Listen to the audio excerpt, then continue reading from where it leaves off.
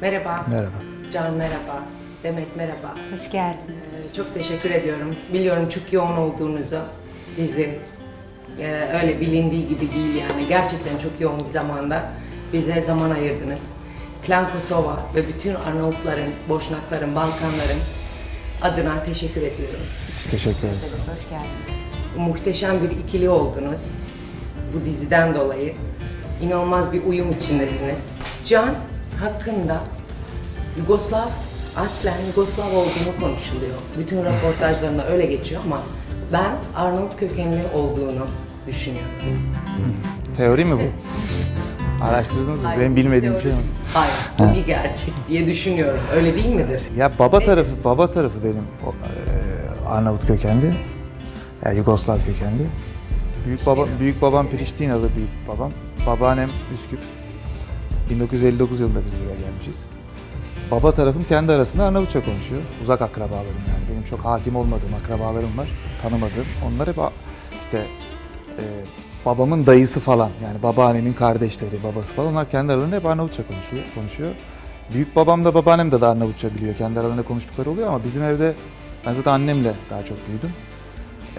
Arnavutça hiç konuşulmazdı. Hep Türkçe konuşulurdu. Dolayısıyla ben Arnavutça bilmiyorum Türkçe. Peki sonra babanla Babam da bilmiyor. Babam İstanbul doğumlu. Amcam, en büyük amcam orada doğmuş. 5 kardeşler, ondan sonrakiler Türkiye'de. zaten genelde Arnavutların 5-10 arası Evet. kalabalık oluyor. Kalabalık, evet.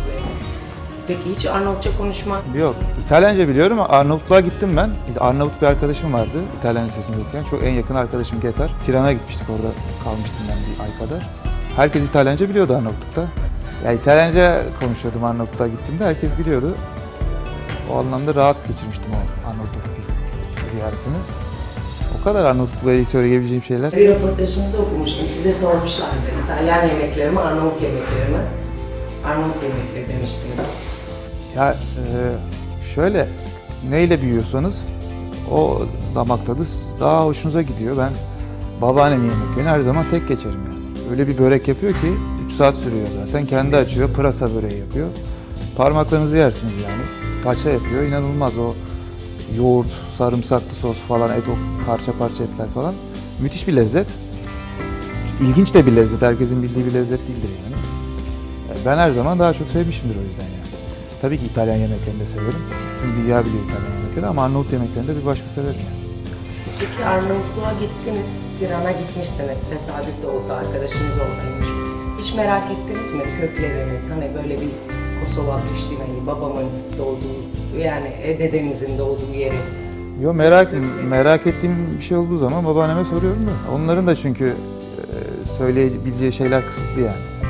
Babama soruyorum, babam da çok hatırlamıyor. O da çok hakim değil yani. Dolayısıyla o kadar çok da fazla araştırabileceğim bir şey yok yani. Anladım. Peki ben Demet'e bir şeyler sormak istiyorum tabii. Demet Arnavut değilim. değilsen ama Arnavut yemeklerini seviyorum. Bulgaristan göçmeni olduğunu okumuştum. Evet. Çok pozitif, enerjin çok yüksek ve çok iyi bir oyuncusun.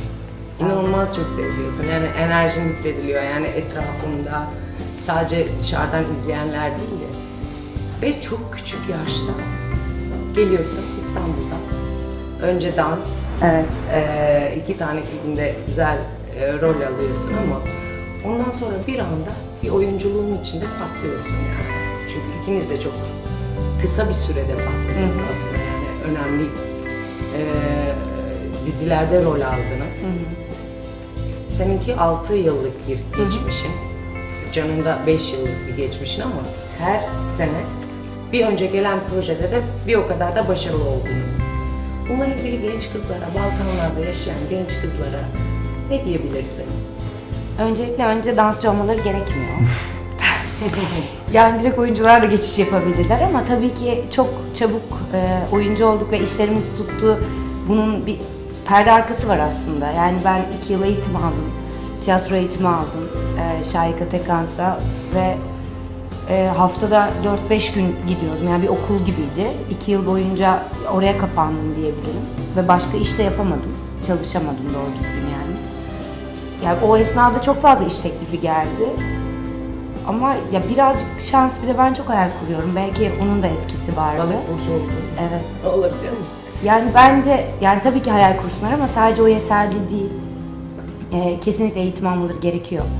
Yani en azından tabii ki dizi başka bir şey, tiyatro eğitimi başka bir şey. Yani tiyatro sahnesinde olmak bambaşka bir şey. Dizi setinde var olmak başka bir şey. Yani tabii ki dizi setinin içinde pişe pişe devam ediyorsun ve ondan sonra zaten bir hayalin, bir yeteneğin varsa büyüyerek yani gidiyor ve çoğalıyor. İşte izleyenler artıyor, işin başarısı daha da büyüyor. Ama bir zemini kafada bir biliyor olmak tabii ki daha güvende hissettiriyor. Yani kendi adıma söylüyorum tabii bunları. Bir alt zemin hazırlamak için iyi bir araştırma yapıp iyi bir eğitim alabilirler. Ama kendilerini televizyonda, ekranda, beyaz perdede görmüyorlarsa, öyle bir hayal kurmuyorlarsa çok da başarılı olamazlar diye düşünüyorum. O yüzden bence donanımlı bir şekilde ilerlemeliler. Peki dans yapmayı çok seviyorsun. Evet, Neticede çok. yaptın, profesyonel olarak yaptın. Ama oyunculuğa geçtin. Hangisini sevdin? Senin sevdiğin hangisi? Yani Hepsi benim çocuğum gibi. Ya öyle bir ayrım yapamam. İkisinin hazzı çok başka bir şey. neden oyunculuk mesela o zaman? Galiba sahnede olma sevgisi, arzusu o. Yani dansçılıkta da keşfettiğim, arzuladığım. Çok fazla keyfi eğitim alıp da dansçı olmadım aslında. Çalışmak durumundaydım ve o şekilde ilerledi ve iyi ki de böyle olmuş. Çok çabuk büyüdüm aslında bu sayede. Sahnede olduktan sonra o insanlarla etkileşim ve bir şey yapıyor olmak yani çok büyük haz verdi bana. Sonrasında ben hep küçüklüğümden beri hep bir iddiam vardı yani ben belki daha iyi oynarım diye. Ya biraz onu denemek istedim. O bende de. İzlediğim zaman ben bunu çok daha iyi oynarım Ya ama bu demişim. ukalalık Ukalalık gibi değil ya. Sadece gerçek bir duyguyu yansıtıyor ya hani oyuncu. Onu izlediğinde kendi yaşam yolculuğunda bambaşka bir taraftan alabileceğini düşünüyorsun oradaki o karakteri ve o anki oyununu. Asla ukalalık değil. Ya sanki daha farklı olur ben olsam gibi düşünüp ama sonra eğitim alıp falan sonra öyle ilerledim ama tamamen o var olma, sahnede olma, ya beni izlesinler arzusu bence oyuncuların çoğunda var zaten. Ancak o arzu varken zaten bunu yapabiliyorsunuz. İnanılmaz güzel bir kızsın. Teşekkür ederim. Yani senin yanında güzel görünmek için yani tarzımın dışında çıktım. Güzelliğinin dışında bir enerjin var. Yani ekran seni hissediyor ve güzel örnek oluyorsun. Benim en çok dikkatimi çeken bu. Mesela benim de evimde ergenli bir kızım var. Mesela işte dizide çok sade bir ailenin kızısın. Fakat sen normal hayatta da onu veriyorsun. Yani egon çok fazla şey değil. Yani bunu nasıl başarıyorsun? Yani mutluluk bu mudur? Yani bunu genç kızlara nasıl anlatabiliriz? Yani şöyle, hayaller gerçekleştikçe bir sonraki var oluyor aslında. Bir sonrakine adapte olurken buradaki anı daha yani minimalize ediyorsun aslında kendi içinde. Bir sonraki şey değil, bu hırslanıp bir sonraki projeye ya da bir sonraki sinema filmine adapte olmak değil aslında. Yine anı yaşıyorsun ama buradaki enerjiyi bu anda kalarak yayıyor olmak zaten gerçek başarı olmuş oluyor. Çünkü o zaman bir yalan olmuş olmuyor, o zaman bir sahte bir şey çıkması mümkün değil. Yani bu evin aurasını ancak hissedebilmen gerekiyor ki bu evde yaşıyor olduğuna inandırman gerekiyor kendini. Ancak burada rahat ediyor olman gerekiyor, etrafına bakman gerekiyor. Sadece bu koltuğun üstüne çekim yapmak için oturup sadece lafını söylersen bu hiçbir zaman gerçek olmuyor zaten. Gerçekten görebilmekle ilgili. Yani hayatı sevmekle de ilgili. Çünkü ancak pozitif enerji bununla doğru orantılı çıkabiliyor. Belki de ekrana yansıyan, bilmiyorum belki Can da öyle düşünüyordur ama yetenek, güzel oynamak bunlar gerçekten Samimi bir yere olmak. kadar. Evet. Yani karakterin de bu yöndeyse zaten ne güzel. Hani eğer kötü bir karakteri oynamıyorsan, gerçekten enerjisi yüksek, doğal, daha gerçek bir şey oynama tarafındaysan bu senin çok işine yarıyor. Çünkü tamamen hayattan zevk almakla ilgili. Kendini oynuyor gibi hissediyor musun yani? Hani daha farklı bir rolle o zaman daha mı çok zorlanırsın gibi? Çünkü o kadar kendin gibi duruyorsun ki oradaki kız senmişsin gibi. Halbuki sen bir rol oynuyorsun. Ya ne kadar farklıyım bilmiyorum. Evet ya, nasıl başarıyorsun bunu? Teşekkürler Can. Yani Hiç hiç kimse sadece kötü değildir. Yani hiç kimse sadece iyi değildir. Hepsi var oynadığımız insanların içinde. Bir de gitgide yani mesela 43 bölüm oldu. Tabii ki bize bir şeyler kalıyor oradan. Bir şeyler öğreniyoruz, o ayrı, ama bizim de içimizde o oynadığımız karakterler var zaten. Yani bizim kötülük yaptığımız zamanlar da olmuştur. Çok pervasız olduğumuz zamanlar da olmuştur. Çok iyi niyetli ve dostlarımızla bir arada olduğumuz zamanlar da olmuştur. Hep bunların yansıması oynadığımız karakterler aslında. Hiçbir şey deneyimlememiş biri zaten çok fazla oyunculukta başarılı olamaz. Yani ben onu çok kesin gözle bakamıyorum bu duruma. Ne kadar renkliyseniz içeride, ne kadar çok şey barındırıyorsanız elinize gelen karakteri de o şekilde yorumlayabiliyorsunuz ve bu konuda bir tık daha başarılı olabiliyorsunuz bence.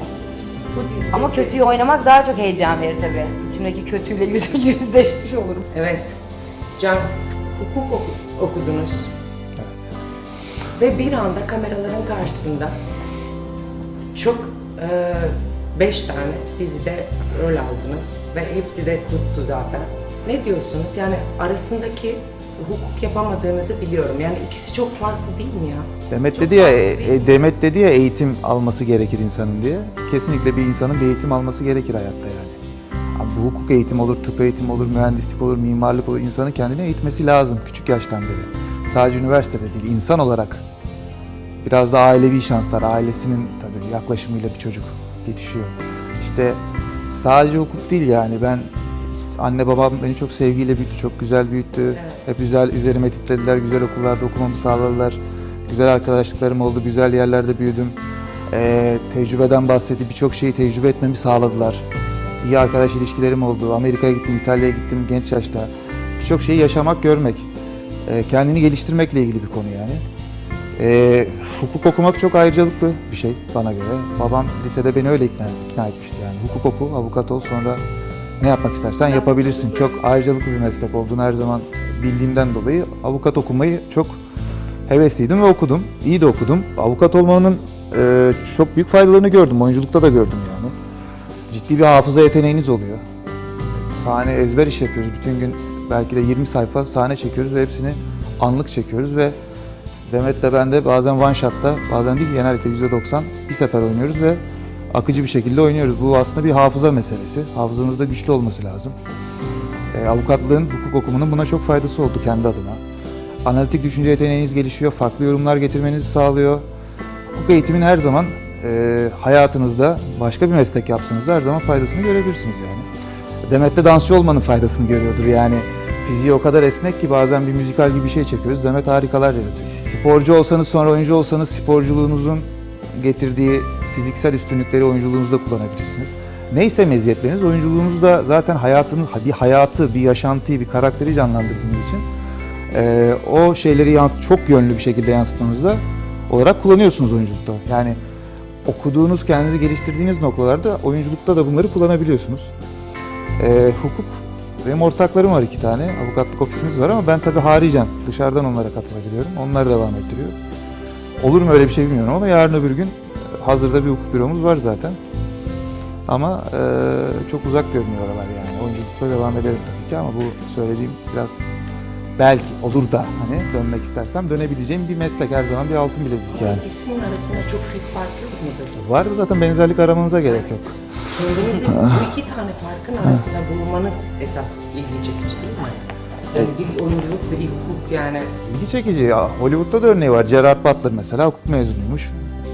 300 Spartalı'yı çekti ya. Ama çok az yani. Evet zaten az. Hukuk okuyup da oyuncu olmak ama Çok başarılı. Cüneyt Arkın da var mesela. Tıp mezunu. Türkiye'nin gelmiş geçmiş en büyük aktörlerinden. Bunun örnekleri yok değil. Değerli bir şey, kıymetli bir şey. Yetinmemekle değil. Yetinmemek Başarılı dediği değil. gibi yetinmemekle ilgili bir şey yaptım, oldum, bitti dememekle de ilgili bir konu. Kendini geliştirmeye devam etmekle de ilgili bir konu. Ben her zaman okumayı sevdim.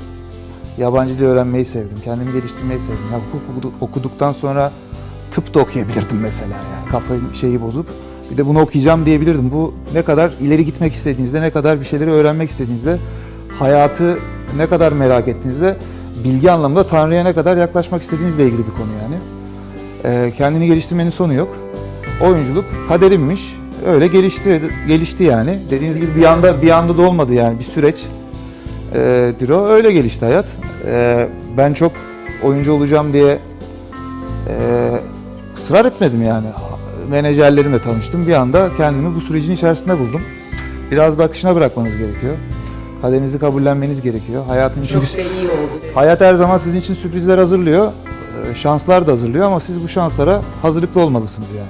Bir de şey çok ilginç mesela yani drama, işte acıklı senaryolar vardır mesela alttan bir müzik olur böyle izleyiciyi ağlatabilirsiniz falan ama romantik komedide olmak ve insanları güldürmek, gülümsetmek devamlı. Yani His aslında olarak. dramada bizi sanıyorum ki oyuncuların ve projenin işini kolaylaştıran bir sürü şey var. Ama Evet. romantik komedide daha çok oyuncunun üzerinde bir yük Kesinlikle. var. Arnavutça biliyorum bu arada. Romantik komedi hep böyle daha geride duran, daha iddiasız görünen, yani insanların gözünden bahsediyorum. Belki de sadece Türkiye'de böyledir ki bence öyle. Daha az ciddiye alınan, sanki mesaimiz aynı değilmiş, oyunculuk çalışmamız aynı değilmiş, aynı serüvenleri yaşamıyormuşuz gibi. Yani ne var canım, çok soft ilerliyor hikaye. Oyunculuk için de ne yapıyorlar ki? Bir taraf var böyle Evet. düşünen. Yani gerçekten emin olabilirsiniz daha zor.